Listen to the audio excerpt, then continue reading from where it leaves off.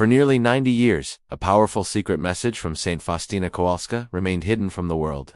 This wasn't just a simple note, it was a profound spiritual instruction, a key to unlocking a deeper level of faith, concealed within the pages of her infamous diary. What was this message? Why was it kept secret for so long? And what does its revelation mean for us today? Join me as we journey back to 1930s Poland, to the convent where a humble nun received extraordinary visions from Jesus Christ. We'll uncover the mystery behind the suppressed text, explore the historical reasons for its concealment, and reveal the incredible spiritual tool that has been waiting for us all this time. This is a story of divine revelation, human caution, and a truth so powerful it took almost a century to come to light. Saint Maria Faustina Kowalska, born Helena Kowalska in a small Polish village, was a nun of the Congregation of the Sisters of Our Lady of Mercy. From a young age, she felt a strong calling to religious life. It was within the convent walls that she began experiencing profound mystical visions of Jesus. At his request, she started documenting these conversations and revelations in a diary. This diary would eventually become one of the most influential Catholic texts of the 20th century, known as Divine Mercy in My Soul.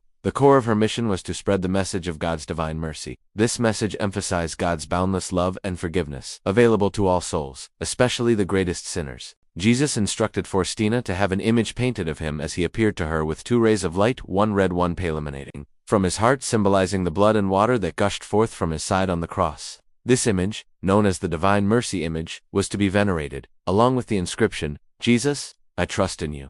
Beyond the image, Jesus gave her specific prayers, including the powerful Chaplet of Divine Mercy and the Novena to Divine Mercy. He established the Feast of Divine Mercy, to be celebrated on the first Sunday after Easter. These devotions were meant to be a refuge and a source of grace for all of humanity in the end times. Faustina's diary meticulously records these instructions, her spiritual struggles, and the immense love she felt from Christ. It is a testament to her simple, unwavering faith and her dedication to this divine mission. However, not everything she wrote was immediately shared with the world. So, what exactly was this hidden message? It wasn't a prophecy of a future event or a dramatic new doctrine. It was something far more personal and practical, a specific 9-day novena that Jesus himself dictated to Sister Faustina. But wait, you might be thinking, I know the novena to Divine Mercy. We pray it every year from Good Friday to the Saturday before Divine Mercy Sunday. And you're right, but the novena most of us are familiar with is not the one we're talking about. The novena widely practiced today is one that Saint Faustina created herself, based on her own intentions. She wrote in her diary, "The Lord told me to say this chaplet for 9 days before the Feast of Mercy. It is to begin on Good Friday. For each of the 9 days, she brought a different group of souls to Jesus. On the first day, all mankind, especially sinners. On the second day, the souls of priests and religious, and so on, covering different groups within the church and the world." This is the novena that gained popularity and was promoted for public recitation. But Jesus dictated different asterisk novena to her, one with a completely different structure and focus. In entry 1209 of her diary, Faustina writes clearly, "Novena of chaplets to the Divine Mercy which Jesus instructed me to write down and to say before the Feast of Mercy." This novena is simpler in its instruction. For 9 days, you are to recite the Chaplet of Divine Mercy. That's it. The intention for each day is not for a different group of people, but rather, the novena is offered for your own personal intention. Jesus told her, "By this novena, I will grant every possible grace to souls." Think about that. Not just some graces, but every possible grace . This is an incredibly powerful promise. The focus shifts from a general petition for groups of souls to a deeply personal conversation with God, for your own specific needs, struggles, or desires. It's an invitation to bring your personal petitions directly to the fount of mercy, with the promise of his generous response.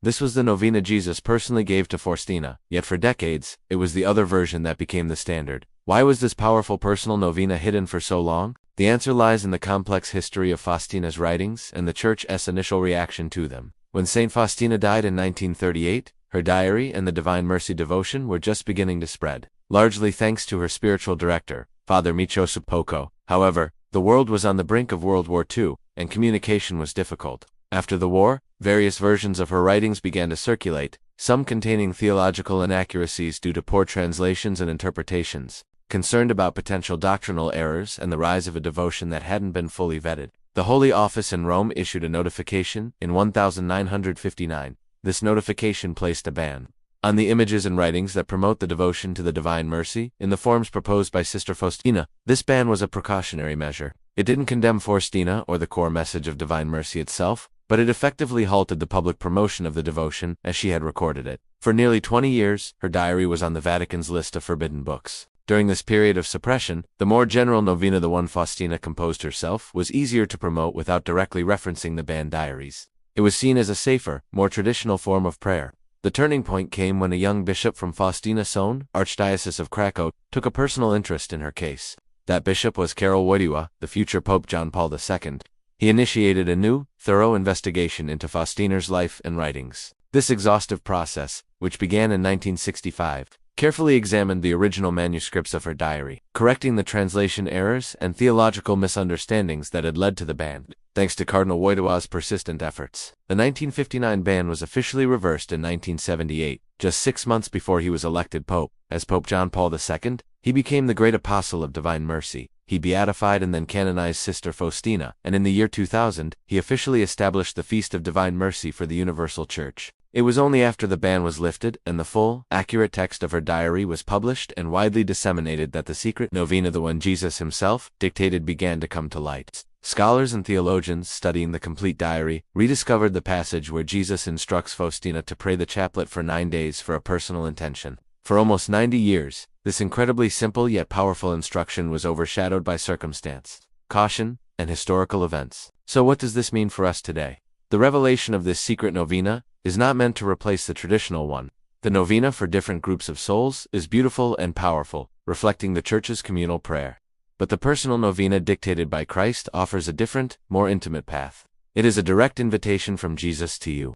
He is asking you, what do you need? What grace are you seeking? Is it healing for yourself or a loved one? Is it strength to overcome a persistent sin? Guidance for a major life decision? The conversion of a family member? Peace in your anxious heart? Jesus says, bring it to me. For 9 days, immerse yourself in my mercy by praying the chaplet for this intention, and I will grant every possible grace. This isn't a magic formula, it's an exercise in trust. It's about setting aside 9 days to focus your prayer to bring your most personal needs to the foot of the cross, and to trust that Jesus, the divine mercy, hears you, and will answer in the way that is best for your soul. It empowers us to participate actively in our own spiritual journey, seeking specific graces with the confidence of Christ's own promise. To pray this novena is simple. Pick an intention, something specific that is weighing on your heart. Then, for 9 consecutive days, pray the chaplet of divine mercy for that intention. You can start this novena at any time of the year. You don't have to wait for Good Friday. If you are facing a struggle today, you can start today. The story of Saint Faustina's hidden novena is a beautiful reminder that God's treasures are sometimes revealed in His own time. For nearly a century, this powerful promise from Jesus lay waiting in the pages of a humble nun's diary. Now, it has been brought into the light for all of us. It is a gift, an invitation to a deeper, more personal relationship with the source of all mercy and love. So I encourage you to try it. Think of an intention, commit to the 9 days, and see what graces the Lord pours out for you. Let this rediscovered secret from Saint Faustina renew your prayer life and deepen your trust in the incredible promise of divine mercy. Thank you so much for watching. If this story has inspired you, please like this video and share it with someone who might need to hear this message of hope. And don't forget to subscribe for more stories that uncover the hidden gems of our faith. God bless.